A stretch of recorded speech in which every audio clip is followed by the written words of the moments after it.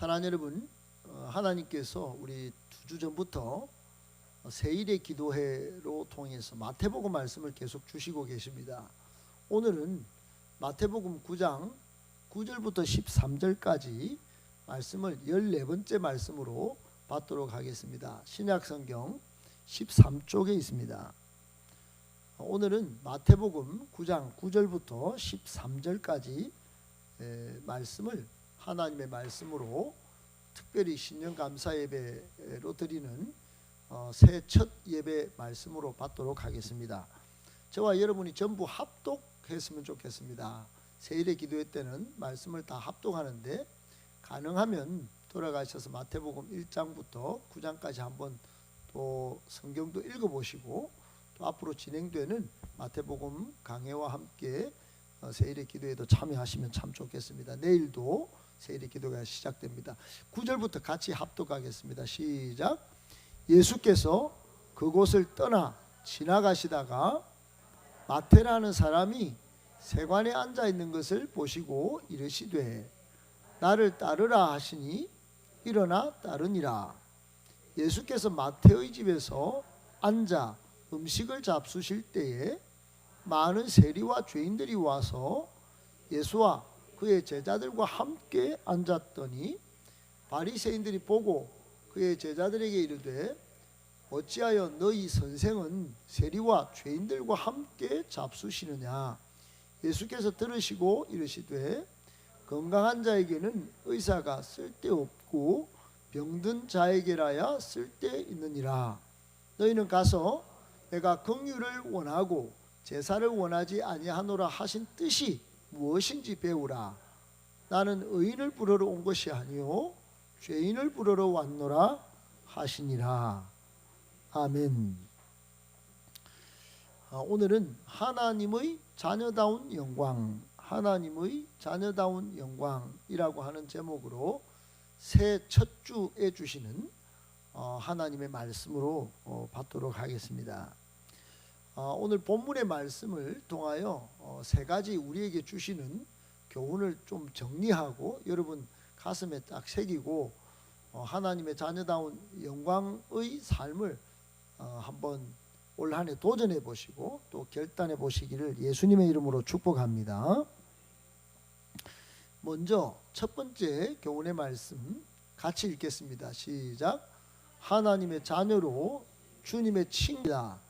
그 위 응답하면 을 채우고 기쁨과 평 주어집니다.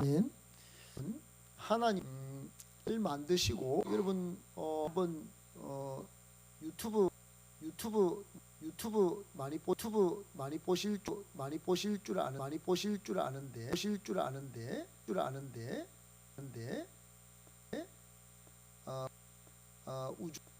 우주와 은하계를 한번 검색을 한번 해 보십시오. 지구는 전보다도 적습니다. 지금 빛이 도달할 수 있는 우리 인간의 과학 문명으로 발견할 수 있는 천체와 은하계를 다 통틀어 뒤집어 봐도 지구는 정말 한 점밖에 되지 않는데 이 가운데 사는 사람들 얼마나 많은 일들이 있고 생사고락을 겪고 사건과 사태 속에 침울하고 불안하고 염려, 걱정에 사로잡히고 또 미래에 두려움을 갖고 사는지 몰라요.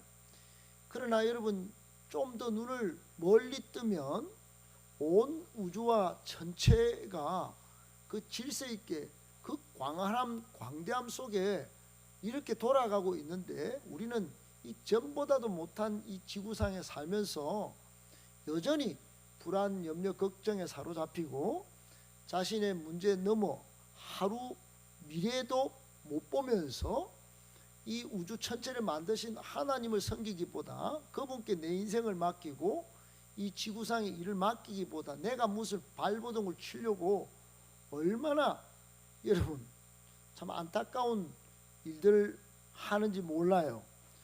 조금만 생각해 보면 나는 정말 별 존재가 못 되는 그런 존재임에도 불구하고 하나님은 이런 존재를 사랑하셔서 당신의 아들 하나뿐인 독생자를 이 땅에 보내주셨어요.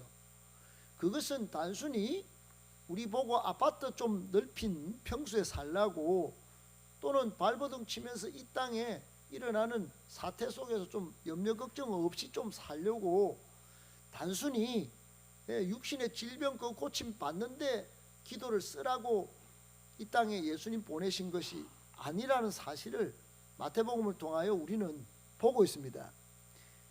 예수님은 아브라함과 다윗의 자손, 언약의 자손, 메시아로 오셔서 죄로 인하여 하나님과의 관계가 단절되고 또 죄로 인하여 죽음으로 몰린 이 한 개의 인간을, 죄와 사망의 권세를 딱 깨뜨리시고 하나님의 자녀의 권세를 회복하시기 위하여 예수님을 이 땅에 보내주신 줄 믿으시기 바랍니다. 홀로 아무리 자기가 일을 해도 해결 불가, 아무리 자기가 노력해도 삶의 개선이 없고 오히려 이 땅에 이렇게 잘 살게 되었는데도 영혼은 허기지고 또 지치고 내 마음은 아무도 몰라주는 이런 세상에 예수님이 이 땅에 왜 오셨는가? 친구로 오셨습니다. 정말로 예수님을 친구로 삼고 동행하면 모든 영혼의 허기와 결핍이 다 채워지고 주님 때문에 잔치가 열리는 줄 믿으시길 바랍니다. 그런 위대한 부르심이 있는데도 그 예수님이 하나님의 자녀로 되게 만들어 주겠다, 또 친구로 삼아서 그 영혼의 결핍, 정신적 멘탈의 무너짐, 거기서 아파하고 힘겨워하고 넘어져서 쪼그라져 있는 인생을 회복시켜 주시겠다고 초청하시고 찾아오셔서 부르시는데도 불구하고 이 가치를 모르고 이 위대한 부르심의 목적도 잊어버린 채 여전히 눈에 보이는 것 쫓아가고 뉴스 나오는 것에 마음이 흔들리고 내 삶의 문제 때문에 힘겨워하는 우리라면 여러분, 예수 왜 믿습니까? 2025년 새벽두에 저나 여러분은 한번 우리 자신의 영적 상태와 신앙의 모습을 점검해 보기를 바랍니다. 저는 우리 행복한교회 모든 성도님들이 삶의 문제가 다 있지만 이 땅에 부유한 사람도 잘 사는 사람도 삶의 문제가 없을 수가 없어요. 그런 데 있어서는 여러분 뭐 별 다르지 않을 것입니다. 우리가 조금 부족할 뿐이지. 다만 죄 때문에 인한 이 사망 권세에 사로잡혀 사는 이 문제는 반드시 해결해야 되는데, 여러분 다 해결함 받아서 예수님 굳게 믿고 올 한 해 하나님 자녀의 권세를 누리시는 복되고 은혜로운 성도 다 되시기를 축복합니다. 이게 참된 복음을 붙잡은 사람이에요. 여러분, 단순한 물질이나 건강 회복이나 이런 게 중요하고 긴급해요. 그러나 더 우선적이고 더 중요한 게 있는데, 그게 내가 사망 권세로 한계 속에 붙잡힌 이 영혼을 하나님께서 죄와 사망의 권세를 딱 깨뜨리시고 나를 하나님의 자녀 삼아 주셨다, 나는 하나님의 자녀다, 이런 신분 변화를 통한 하나님이 그러면 이런 믿음을 갖고 사는 이 담대함, 이 자신감을, 영적인 자신감을 회복하도록 하는 것이 얼마나 우선적이고 중요한 것이냐. 그래서 저는 새해 우리 행복한 교회 모든 성도님들이 더 우선적이고 더 가치 있고 더 중요한 하나님의 자녀된 권세에 대한 확신이 있기를 축복합니다. 주님이 친구로 찾아오시는데, 문을 두드리시는데 문을 좀 활짝 여셔서 다른 수다 떨 수 있는 다른 만족을 주는 것 좀 접어놓고 주님께 더 가까이 나아가는 한 해가 되기를 축복합니다. 세상의 성공보다 예배에 성공하고 기도에 성공하기를 축복하는 것입니다. 이게 참된 복음을 붙잡은 사람들이 누리는 희열이고 기쁨인 것이에요. 심지어 여러분, 지금은 예배드리기 뭐 누가 막습니까? 갈등이 있어서 못 나오는 경우도 있긴 하지만 영적인 침체 가운데 있어서 못 나오는 경우가 있긴 하지만 그건 핑계예요. 핑계. 여러분 2000년 전에는 교회 나오면 목을 잘랐어요. 화형을 시켰어요. 십자가에 매달았어요. 여러분 그런 핍박과 그런 대적이 있을 때도, 시련이 있을 때도, 피가 튀고 살점이 뜯겨지는데도 불구하고 하나님 자녀로 부르셨다. 나는 하나님의 자녀다. 내 영혼을, 영생을 책임지시는 분이 내 하나님이시다. 참된 복음을 붙들고 신앙을 붙든 사람들은 대적과 핍박을 무릅쓰고 넘어져도 일어난 줄 믿으시기 바랍니다. 그 피를 먹고 피의 혈류를 따라서 오늘 기독교가 여기 존재하는 것입니다.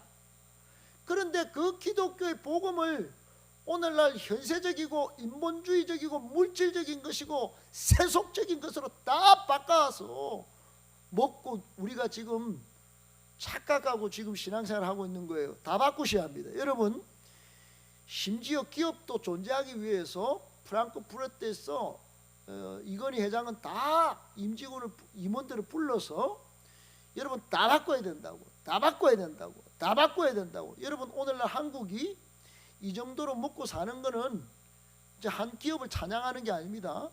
삼성이 그때 다 바꿔야 된다. 마누라와 아빠 빼고는 다 바꿔야 된다. 그 변화의 충격을 그대로 받아서 이 정도로 기업을 일궈내고 경쟁하는 사업장들이 도전을 받아서 이 정도로 온 거라고 저는 생각하는 사람이에요.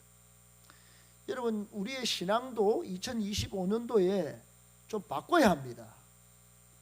아주 많이 바꿔야 합니다. 여러분 그대로 따라가면 안 돼요. 지금 세상이 주는 대로 이종건 목사가 무슨 목사를 보는 게 아니에요. 하나님의 말씀인 거예요. 여러분 하나님이 여러분의 신앙 경력이 40년이고 30년이고 20년이고 10년이고 직분이 장로고 권사고 목사라도 예수 제대로 믿지 않고 인본주의적이고 세속적이고 물질적이고 세상의 현세적인 복음을 따라서 가면 갈라디아서 1장에 보면 다른 복음을 전하면 저주를 받을지어다 그랬어요. 이 저주받는 거예요.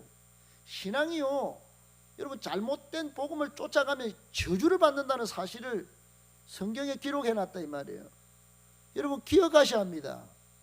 저주받지 않으려면 참된 복음을 붙잡고 참된 신앙으로 회복하기를 축복합니다. 축복합니다. 요즘 10,000원으로 한 끼 식사조차 해결하기 힘든 시대라고들 합니다.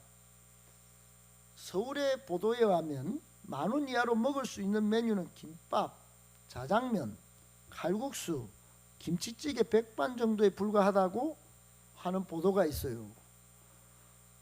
비빔밥, 냉면은 서울 평균이 1,577원, 냉면은 11,308원으로 이제 더 이상 서민 음식이 아니라고 합니다. 삼겹살 1인분이 19,253원 평균, 삼계탕은 16,885원. 여러분 이런 현실을 보면 10,000원의 가치는 점점 더 가벼워지고 있지요. 예전에 저는 많은 직장 동료들에게 제가 밥을 많이 사면서 이렇게 했습니다.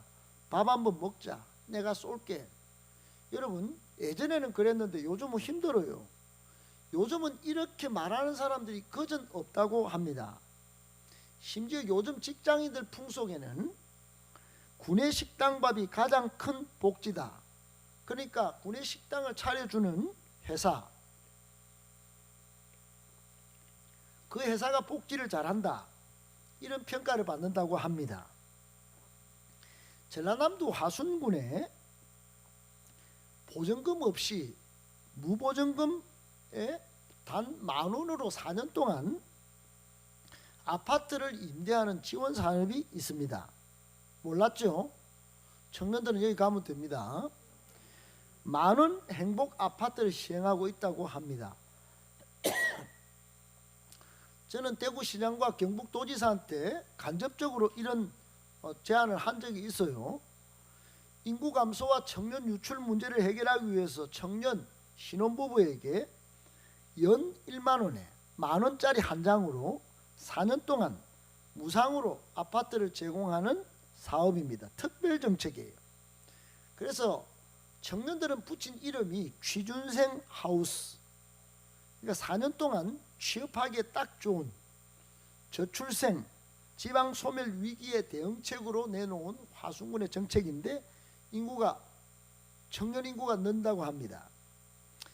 여러분, 이처럼 화순군에서 10,000원으로 아파트를 얻을 수 있는 것처럼 우리 예수 믿는 사람은 예수님만 믿으면 공짜로 구원의 선물을 받습니다. 이건 안 놀라십니까? 10,000원으로 아파트를 얻을 수 있는 취준생 하우스는 놀라운데, 예수님만 믿으면 영생의 축복, 하나님 자녀가 되는 권세를 하나님이 선물로 주십니다. 저는 아멘 크게 할 줄 알았어요. 여러분, 오늘 본문에서 예수님은 세리장 마태를 찾아가셨습니다. 마태복음을 기록한 이 마태, 예수님의 12제자인 이 마태 이름이 하나님의 선물이에요. 하나님의 선물. 여러분, 예수님을 만나서 죄로 병든 그의 삶이 치유되고 주님의 참 제자가 되는 선물을 받은 축복 인생이 바로 마태입니다. 예수님은 마태를 찾아가신 것처럼 오늘 우리에게도 찾아오셔서 우리를 초청하십니다. 하나님의 자녀가 되는 권세, 주님의 친구가 되는 은혜를 불러서 우리에게 주시려고 그렇게 하시는 겁니다. 오늘 본문에 나오는 마태는 자신을 마태라고 기록에 남겨서 부르고 있지만 마가복음이나 누가복음에 보면 레위라고 소개합니다. 레위. 예수님을 만나기 전 마태 이름이 레위였어요. 세리 레위. 그는 예수님이 주신 그 구원의 선물을 받고 이름을 마태, 하나님의 선물로 바꾼 것입니다. 여러분, 2025년 다시 한번 정리해 보십시오. 여러분 인생과 여러분의 신앙을 한번 정리하셔서 그동안 나는 아파트도 못 샀는데, 나는 10,000원짜리 취준생 하우스도 없는데 내 인생 꼬라지는 왜 이래? 이게 아니고 하나님의 자녀가 되는 권세, 주님의 친구가 되는 은혜를 받았으니 내 인생은 하나님의 선물, 이름을 한번 바꿔서 여러분 한번 불러보십시오. 여기서부터 출발할 때 여러분에게 찾아오는 수많은 핍박과 시련과 고난과 어려움과 힘듦과 눈물과 쓰라림은 여러분 충분히 극복하게 주님이 역사하실 것입니다. 여러분, 마태라는 이름을 이 세리 레위가 더 사랑했던 것 같아요. 그래서 마태복음을 기록할 때 자기 이름을 마태라고 적은 거예요. 그가 예수님을 만난 후에 인생이 변한 이 순간을 너무너무 오래 담고 싶어서 하나님의 선물인 마태라고 이름을 계속 부른 겁니다. 예수님이 마태를 부르셨을 때 그는 세관에 앉아 있었어요. 왜냐? 세무공무원이었거든요.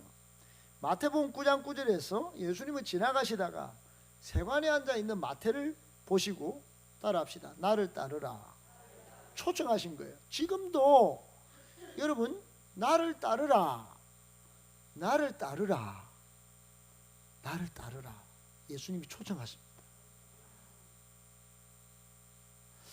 여러분, 저는 여러분 설교를 들으러 오신 분으로 저는 규정 짓고 싶지 않아요.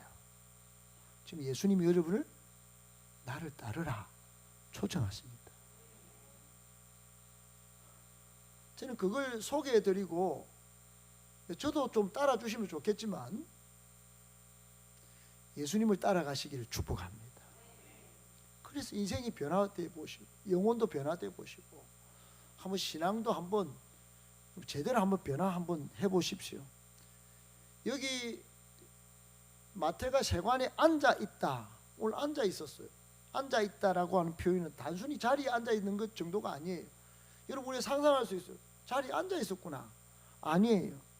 그것은 마태가 세리로서의 삶을 살고 있었다. 그걸 상징적으로 보여주는 거예요. 세리란 삶이 뭐냐? 여러분 성경에서 보면 여기 세관 공무원으로 세무 공무원으로 앉아 있었다. 뭐 그냥 앉아 있는 정도가 아니고 시편 1편에도 나오지만 죄인들의 자리에 앉지 않고 이런 말씀은 하나님의 말씀을 묵상하며 따르는 삶을 이렇게 보여주면서 거기에 삶의 자리 그냥 앉아 있는 정도가 아니고 삶의 방식을 하나님의 말씀을 따라 사는 묵상하는 삶을 따르는 방식으로 바꾸라는 뜻이거든요. 아멘 아멘. 여러분 삶의 방식을 지금 좀 바꾸셔야 합니다. 세리 레위는 그렇게 삶의 방식이 여전히 똑같은 거예요. 말도 거시기 하고 행동도 막 이 주변 사람들 피를 빨아먹어서 로마에 갖다 주고 그래도 나는 뭐 괜찮네 했는데 계속 영적으로 허기지고 삶의 악순환은 계속되고 그리 앉아 있은 거예요. 해결이 안 되니까 누구도 해결 안 돼요. 누구도 해결해 줄 수 없어요. 여러분 당시 세리들은 정말로 안 좋았어요. 유대인들 사이에서 가장 미움받는 직업 중 하나였어요. 왜 그랬냐? 로마 제국을 위해서 세금을 징수하는데 부당하게 징수해서 로마한테 갖다 바치는 정도면 조금만 바쳐도 되는데 지도 착복을 한 거예요. 그러니까 부당하게 더 챙겨간 거예요. 그러니까 유대인들 눈에는 이놈 자식들이 매국노로 보이는 거예요. 그래서 그렇게 취급했습니다. 마태는 가버나움의 세리장이었는데 가버나움은 사람들이 왔다 갔다 하는 곳이었어요. 무역이 활발하게 상인들과 무역인들이 그러니까 막 마태한테 막 세금을 다 납부해야 되는 거예요. 여러분 세금 고지서 날라오면 기분이 그냥 안 좋죠. 안 좋아요. 우리도 하물며 이럴진데 가버나움에 지나다니는 그 길 하나밖에 없는 거기에 딱 앉아가지고 마태가 막 다 조지는 거예요. 권력과 부를 가지고. 그런데 그에게는 한 가지 흠이 있었는데 사람들의 시선도 그렇고 마음을 나눌 친구가 하나도 없었던 거예요. 예수님이 마태 1한 내면을 꿰뚫어 보셨습니다. 예수님은 단순히 세관에 앉아있는 마태를 보신 것이 아니라 그의 외로움과 공허함을 보신 거예요. 저는 여러분을 다 모릅니다. 안다고 하지만 애를 쓰지만 솔직히 제가 다 모를 것 같아요. 다 말씀도 안 해주시고 요즘 시대는 말씀해 주시는 은혜가 있기를 축복합니다. 목사가 한 번 더 기도할 수 있도록 할렐루야. 그런데 예수님은 우리의 그 외로움, 그 공허함을 다 꿰뚫어 보시는 줄 믿습니다. 예수님이 마태에게 나를 따르라 하셨을 때 그것은 이 외로움과 공허함을 해결하지 못하고 친구조차 없는 이 마태 신세가 그렇고 그런 거예요. 그래서 마태에게 신뢰할 수 있는 친구가 되어 주시겠다라고 하면서 초대하신 것입니다. 나를 따르라. 아멘. 예수님은 마태가 그동안 채울 수 없었던 마음의 공허함을 채워줄 진정한 친구가 되어 주신 것입니다. 마태는 예수님의 부르심에 주저하지 않았어요. 일어나 따랐습니다. 즉시 응답하고 모든 것을 내려놓고 결단한 거예요. 결단. 이 결단은 그의 인생을 완전히 바꾸는 아주 중요한 선택이었습니다. 이후 마태는 예수님의 제자로서 깊은 신뢰관계를 맺고 예수님을 위해서 하나님 나라를 위해서 충성하고 헌신하고 그렇게 영광스럽게 살았습니다. 사랑하는 여러분, 5년도 주님이 여러분을 초청하고 계십니다. 그것은 여러분을 막 윽박질러서 막 못살게 굴려고 하시는 게 아니에요. 여러분을 하나님의 자녀로 만들어 주시려고, 그리고 외로움과 공허함을 달래줄 친구가 되어 주시려고 부르십니다. 오늘도 부르십니다. 마태가 예수님의 부르심에 응답했듯이 여러분도 그 부르심에 응답하여 하나님의 선물이 되는 축복이 있기를 바랍니다. 예수님과 함께하는 삶이 우리의 공허함을 채우고 진정한 기쁨과 평안을 주는 축복의 길이라는 사실을 잊지 마시기를 바랍니다. 오늘 본문에서 주시는 두 번째 교훈의 말씀은 이겁니다. 같이 읽어봅니다. 시작. 예수님을 만나 인생이 변화된 기쁨 잔치로 이어집니다.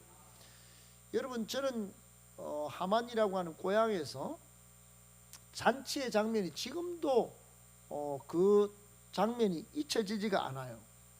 잔치에 온 많은 사람들, 기뻐하는 사람들, 요즘 잔치와는 전혀 다릅니다. 결혼식장 가서 밥 한 끼 먹고 그냥 뷔페 한번 먹고 와서 소화제 먹는 그런 정도가 아니에요. 정말로 잔치입니다. 정말로 기뻐하고 축하해주고 많은 사람들이 모여서 웃고. 여러분, 동네 잔치는 더합니다. 여러분, 이런 잔치가 마태에게 있었어요. 예수님을 만난 마태는 그 기쁨을 이웃들과 나누기 위해서 성대한 잔치를 열었습니다. 거기에 예수님뿐만 아니라 제자들, 그리고 자신의 동료인 세리들, 심지어 죄인들도 초대했습니다. 마태는 자랑하고 싶었을 것입니다. 예수님을 만난 이 기쁨, 예수님을 만나서 인생이 변화된 이 기쁨, 외로움도 공허함도 해결된 진정한 친구가 생긴 이 기쁨 나누고 싶었을 것입니다. 마태복음 9장 10절 11절에 보면 예수님이 제자들과 함께 세리와 죄인들과 식사하실 때 모습이 있는데, 당시 유대 사회는 죄인들과 어울리는 것을 꺼려했습니다. 예수님은 이들을 그러나 가까이 하면서 그들과 함께 하셨는데, 그때 바리새인들이 예수님을 비난하는 거예요. 그러니까 11절에 보면 예수님은 이렇게 비난하는 그 사람들에게 11절 이후에 이렇게 말씀하십니다. 그 비판을 뛰어넘어서 죄인들을 정결하게 하시는 전환의 공간, 터닝 포인트의 자리를 만드십니다. 그러니까 12절에 보면 예수님은 건강한 자에게는 의사가 쓸데없고 병든 자에게라야 쓸데있느니라고 말씀하셨죠. 예수님은 죄인들을 치유하기 위해 오셨고, 죄로 더럽혀진 영혼들을 깨끗하게 하시기 위해 그들과 함께 하시는 겁니다. 마태가 펼쳐놓은 이 잔치집 안에 예수님께서 그냥 밥이나 드시고 소고기국 한 그릇 드시고 가신 게 아니에요. 예수님은 여러분의 가정에, 여러분의 직장과 사업장과 캠퍼스에, 여러분 또 우리 교회에 모든 공간과 영역 속에 전환의 공간을 만드십니다. 어제까지만 해도 나를 몰라주던, 나에게 손가락질하던, 나와 싸우던 많은 사람들이 있었는데 예수님이 함께 식사하시면 그 자리가 변화되는 공간인 거예요. 바리새인들은 손가락질할지 몰라도 건강한 사람에게는 의사 대신, 영혼의 의사 대신 예수님은 쓸데가 없는데, 영혼이 병들고 힘들고 지금 눈물 흘리는 사람들에게 진짜 쓸데있는 분이 바로 예수님인 것입니다. 그곳에 회복과 구원의 역사가 일어나는 줄 믿으시기 바랍니다. 아멘, 아멘. 여러분, 로마서 3장에 보면 19절 22절에 율법은 안 돼요. 율법은 모든 인간을 죄 아래 놓이게 합니다. 그런데 이제는 율법 외에 예수 그리스도를 믿음으로 의롭게 될 수 있다, 하나님의 자녀가 될 수 있다라고 말씀하는 거예요. 율법은 우리에게 거룩함의 기준을 제시해서 누르지만, 율법만으로는 인간이 스스로 의롭게 될 수 없지만, 여러분 믿음으로 자유와 축복을 누리게 되는 줄 믿으시기 바랍니다. 하나님 없이 인간의 모든 노력과 이념은 결국 실패하고 인간성 상실로 이어집니다. 여러분, 지금까지 그래왔고 지금 이 순간에도 그래요. 오늘날 한국 교회 자리 잡은 다른 사람들 뒷담하고 자꾸 하나님의 역사를 판단하고 노력, 하나님 없이 인간의 모든 노력과 자신이 세운 이념, 인본주의나 세속주의는 반드시 실패하는 겁니다. 결국은 악순환으로 인간성 상실로 이어집니다. 예수님의 잔치에 와 있는 바리새인들이 똑같이 그랬다 이 말이에요. 그러나 예수님은 율법을 넘어서 우리를 회복시키기 위해서 성육신 하신 줄 믿습니다. 예수님은 인간의 고통과 시험을 직접 경험하시고 우리의 참된 위로자가 되셨습니다. 시편 139편 9절로 10절에 이렇게 오셨죠. 이렇게 말씀하십니다. 시작. 내가 새벽 날개를 치며 바다 끝에 가서 거주할지라도 거기서도 주의 손이 나를 인도하시며 주의 오른손이 나를 붙드시리이다. 아멘. 이 말씀처럼 예수님은 우리의 고난 속에도 우리 곁으로 다가오셔서 우리를 붙들어 주시는 줄 믿습니다. 예수님은 우리가 연약하고 실패할 수밖에 없는 존재임에도 불구하고 끝까지 우리를 찾아오셔서 우리를 하나님의 거룩한 백성으로 세우십니다. 그 절정이 십자가예요. 그 절정이 십자가예요. 십자가에서 우리의 죄를 대신 짊어지시고 죽으심으로 이렇게 된 겁니다. 이것이 하나님의 신실하심이 아니고 무엇이겠습니까? 하나님의 열심의 증거 아니면 무엇이겠습니까? 우리는 아무리 열심을 내고 아무리 노력해도 안 되는 이 악순환의 구조 속에서 해가 바뀌면 나이는 먹고 그런데 풀리지 않는 이 문제를 우리 주님이 십자가에서 이 모든 것을 한꺼번에 뚱쳐서 단번에 해결하신 것입니다. 사랑하는 여러분, 예수님은 지금도 우리의 각자의 삶에 찾아오셔서 구원하시고 거룩한 백성으로 세우시는 참 좋으신 친구이십니다. 예수님을 통해 우리는 참된 위로와 구원을 경험할 수 있습니다. 예수님 만나서 인생 변화하시고 정말 잔치를 여시는, 그리하여 예수님을 자랑하고 동네방네 예수님을 증거하는 복된 은혜의 사람들 다 되시기를 축복합니다. 마지막 세 번째, 다 같이 읽겠습니다. 하나님의 사랑과 십자가의 은혜로 구원받아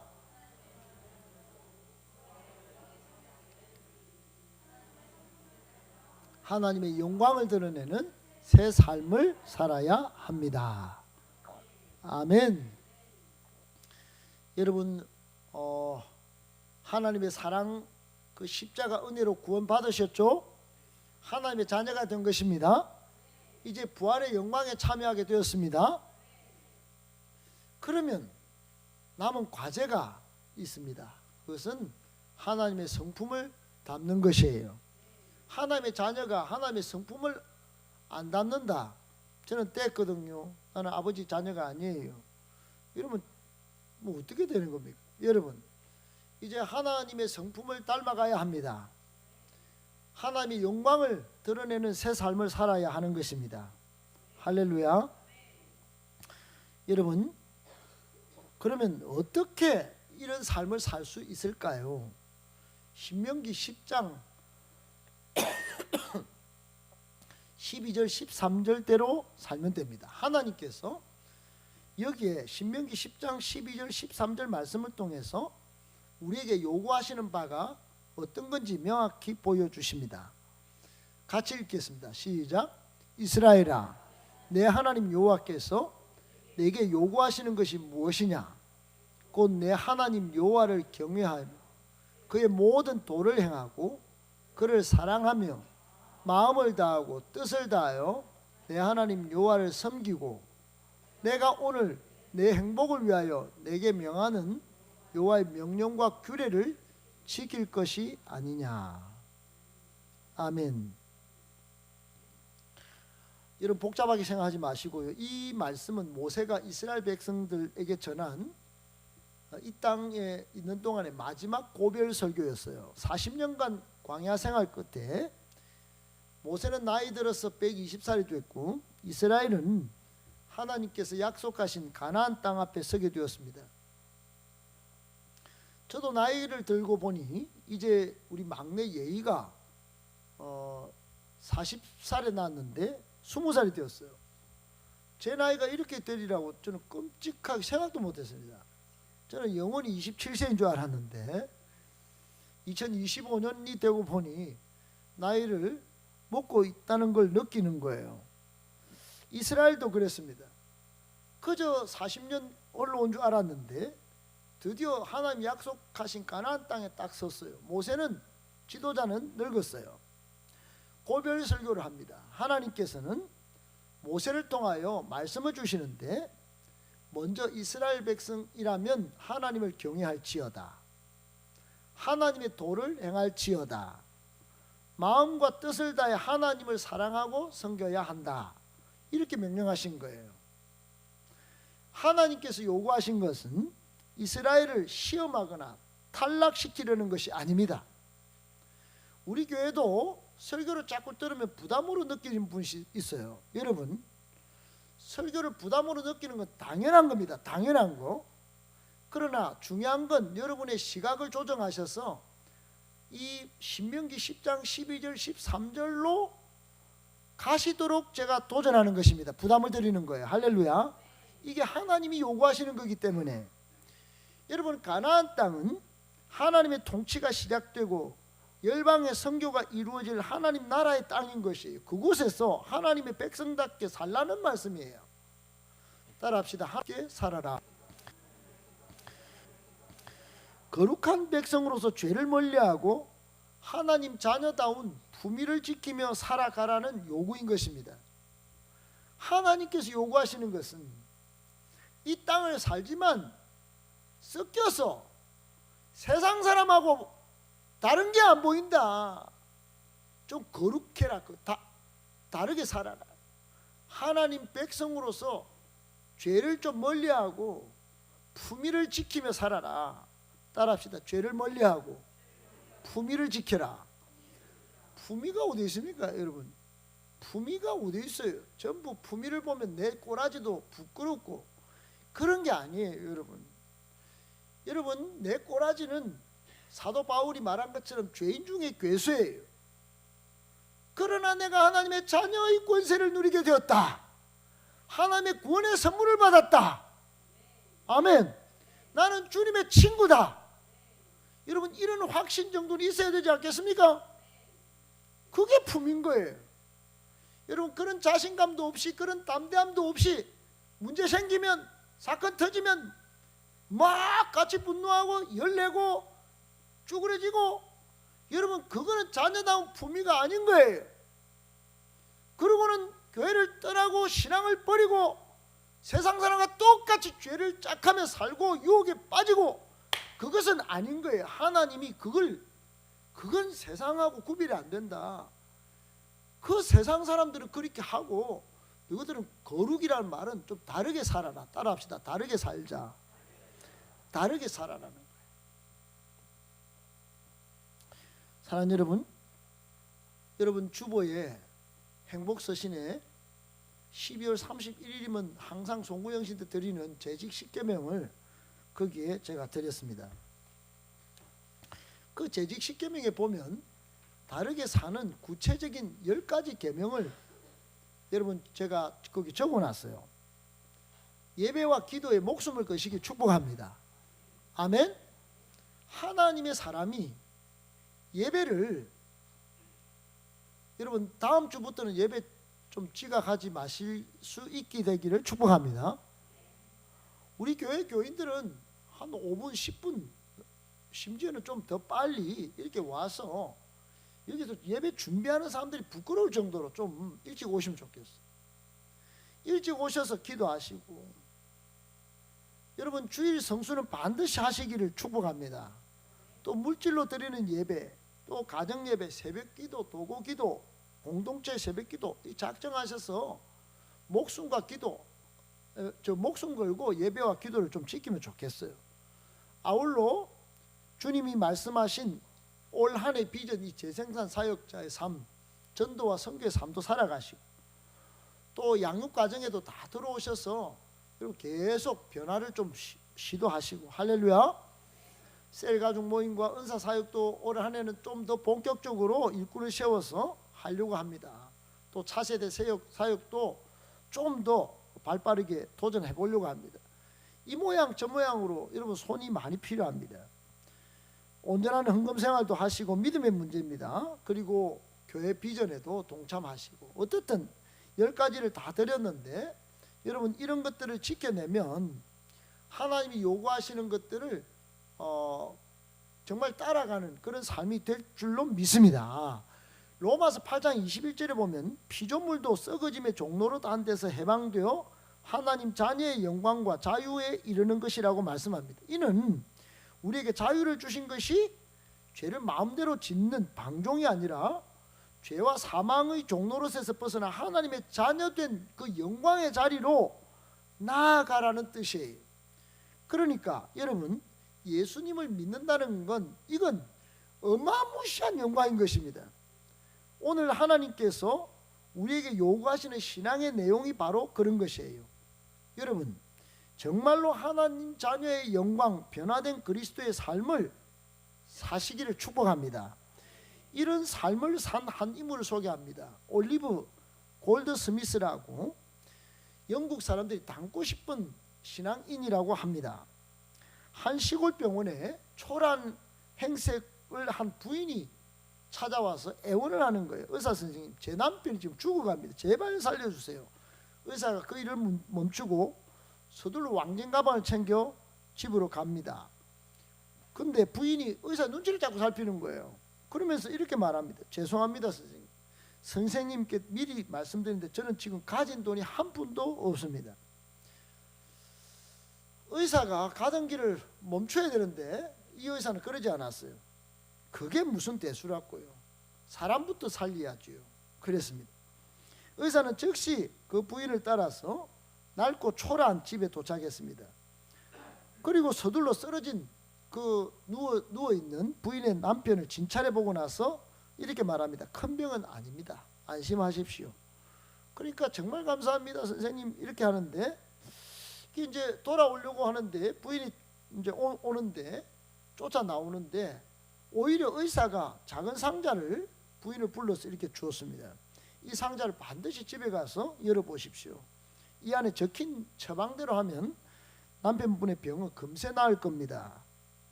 부인은 돈도 못 드리고 병원 치료비도 못 드리고 돌아와서 이것까지 받았으니 금세 열어봤죠. 시킨 대로 돌아와서 딱 열어보는데 상자 안에 처방약 대신에 한 뭉치 지폐가 들어있는 겁니다.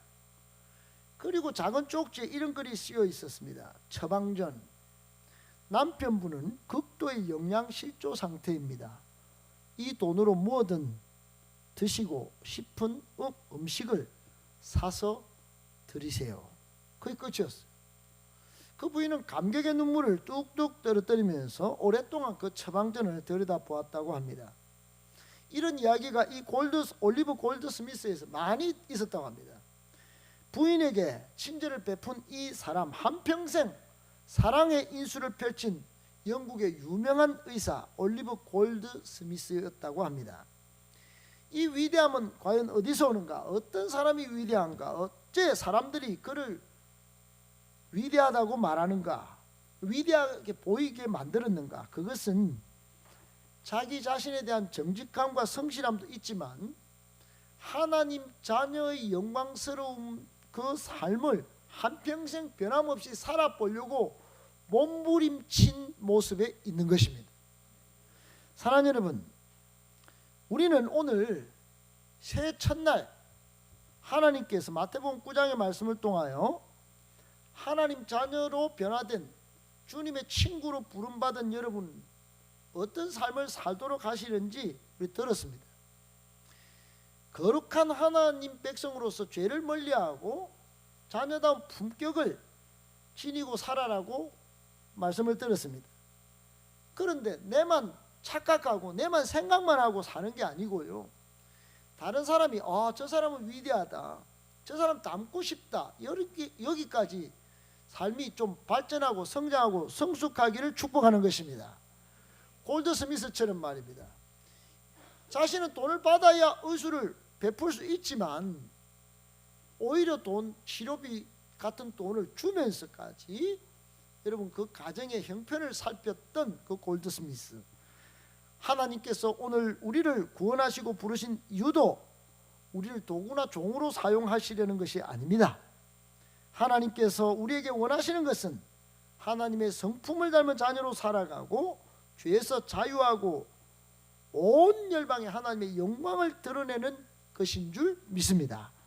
하나님께서 2025년 새날을 맞아 어제보다 오늘보다 내일 더욱 하나님을 닮아가고 우리 안에 계신 하나님의 영광과 자랑 그리고 거룩함이 증거되고 결실되는 우리 복된 성도 모든 한 분 한 분 다 되시기를 축복합니다. 아무쪼록 하나님을 닮은 자녀의 모습으로 살아가면서 그 사랑과 은혜를 2025년 여러분의 삶의 자리에서 전하고 사시고 또 여러분의 삶을 통하여 많은 사람들이 위대하다, 저분 닮고 싶다라고 하는 소식까지 듣는 은혜가 있게 되시기를 예수님의 이름으로 축복합니다.